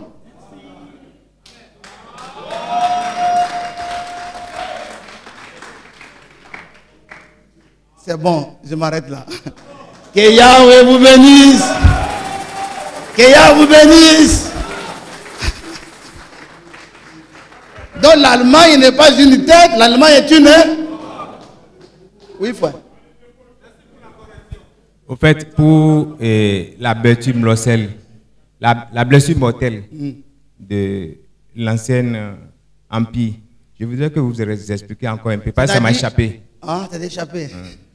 C'est-à-dire, l'empire romain impérial gouvernait la terre. À un moment donné, les gens ont commencé à désister à ses ordres. Ils n'obéissaient plus. Alors, c'est ainsi qu'elle est tombée. Elle n'a plus de pouvoir. Elle disparaissait. C'est ainsi que Constantin qui était là est passé par une machination pour changer de... On a vu la chose qui était déjà morte, qui est venue à la vie. Mais l'Empire oriental, lui, il a continué jusqu'à 1400 quelque chose et puis est porté disparu. C'est ça.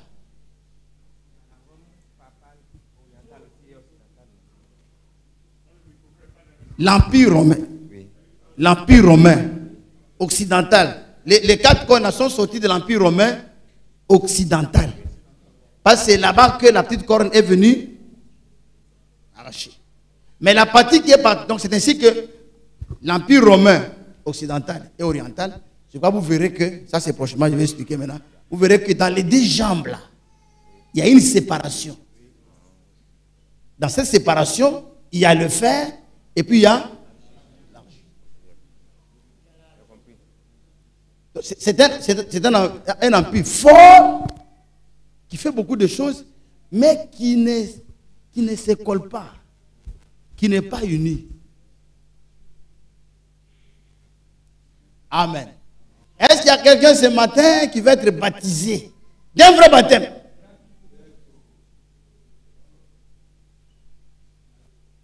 Jamais été baptisé. Vous voyez, frère. Si quelqu'un te dit que c'est l'Allemagne, il faut dire que va consulter l'intelligence artificielle et les historiens. Ils te diront que l'Allemagne n'est pas une tête, mais c'est plutôt une corne. On ne parle pas de la corne blessée mortellement. On parle d'une tête. Et nous voyons que la tête là, finalement, est appelée église. Est appelée femme.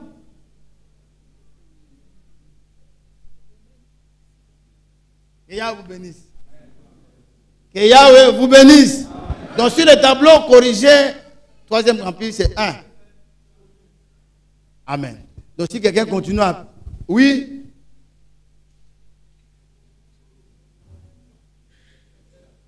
Oui.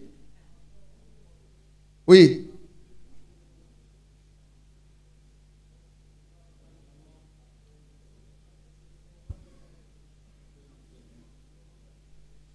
J'entends pas.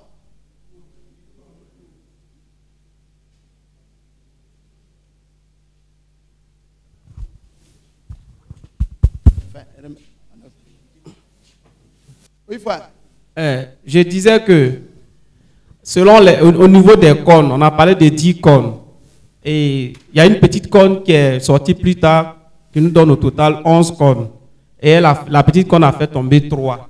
Bon, on se retrouve avec 8 cônes au total. Oui. Est-ce qu'on ne peut pas se référer au G8 selon l'intelligence artificielle? Il faut oublier ça. Alors, le G8 là, ça c'est l'enseignement des frères, comment on appelle ça? Frère Franck aussi a prêché ça. Oublie ça. Les têtes sont là. Ne cherche pas les têtes ailleurs. Oui, frère. Parce que quel était le fondement de Watt Frank pour dire que la tête blessée c'était l'Allemagne? Il s'est référé à l'histoire, à ce qui est arrivé, l'Allemagne qui était divisée. D'accord, ok, merci.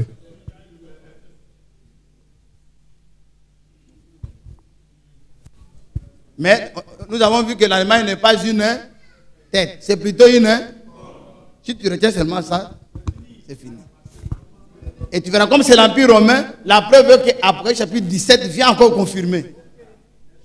Donc celle qui existait, qui est portée disparue puis qui réapparaît, vous voyez que celle-là, elle sort de l'abîme.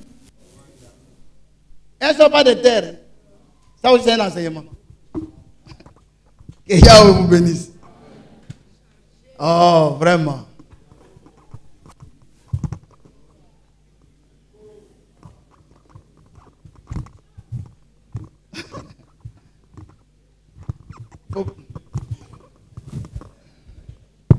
Qu'est-ce qui a été blessé? La tête. Est-ce que c'est la corne? L'Allemagne, c'est là? Un point très. Tu demandes à l'intelligence artificielle, donne-moi les 10 cornes. Va te donner.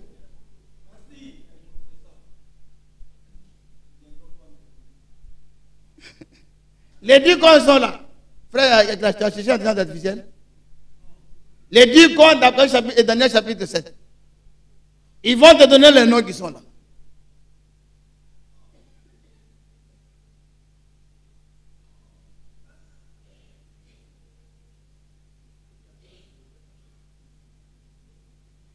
Il y en a deux qui se répètent. Non, là c'est ceux qui ont été arrachés. C'était vers la partie sud.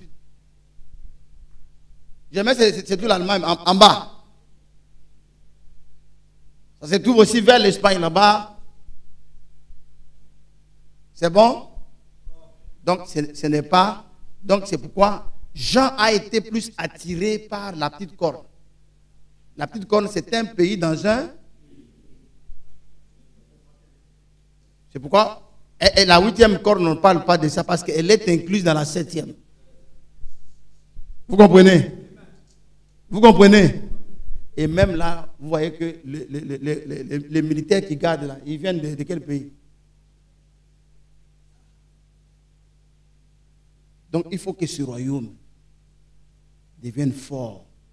Parce que Yeshua est né dans le royaume romain. Il faut qu'il trouve ce royaume romain pour le détruire. C'est ainsi qu'à la guerre d'Armageddon, après chapitre 16, la bête, le faux prophète et les autres doivent se rassembler pour aller attaquer Israël. C'est là que Dieu descendra et instaurera son royaume. Donc cela montre que, comme la Russie aussi ira dans cette guerre-là, donc cela montre qu'avant que cette guerre ne vienne, il faut que tous ces pays-là soient d'accord. Parce qu'ils iront mener la guerre ensemble. C'est ça, non? Que Yahweh vous bénisse. Est-ce qu'on peut se lever et on peut applaudir le Seigneur?